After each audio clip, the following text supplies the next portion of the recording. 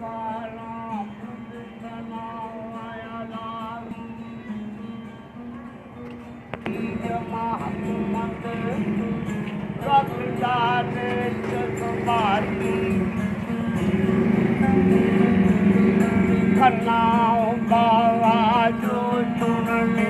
जी वालेकुम सलाम। नाम मेरा अल्लाह ते अल्लाह दे रसूल दा सैयद मोहम्मद नाम है जी। मैं बे औलाद हाँ। मेरा कारोबार है, रोजी कमाना 200-250 लभदा, खर्चा टुट जांदा, कदे 100 लभ जांदा जी।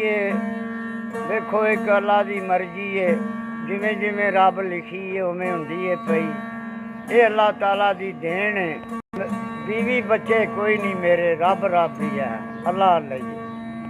ये कोई मैनू हो गए ने 8-10 साल हो चले ने इस गल जी। जी ये बचपन तो ही इंजदी है कि ऐ मूँह ते दाग लगे, ये अखां विच दाने निकले सन। ये अल्लाह दी मर्जी, कख बच गई, कख जो दाना फिस गया, ओदा नूर खत्म हो गया, बस हुण ओदे सहारे ते टुरिया फिरना।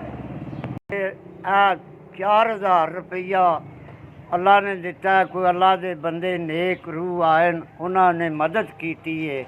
अल्लाह उन्होंने बच्चों च खैर, अल्लाह उन्होंने माई बाप से खैर, अल्लाह उन्होंने जिंदगी करे, अल्लाह उन्होंने साह लम्मे रखे, अल्लाह पाक उन्होंने कारोबार च बरकत पाए, अल्लाह ताला अपनी सख्ती तो बचाए, अल्लाह ताला रहमत करे, फजल करे। जिन्हें मेरी मदद की है अल्लाह पाक ने वो भेजे ने रब दे प्यारे, जिन सरकार मदद आई है, जिधरों भी आई है, जिन्हें भी भेजी है, ये मदद आई है मस्कीन दी।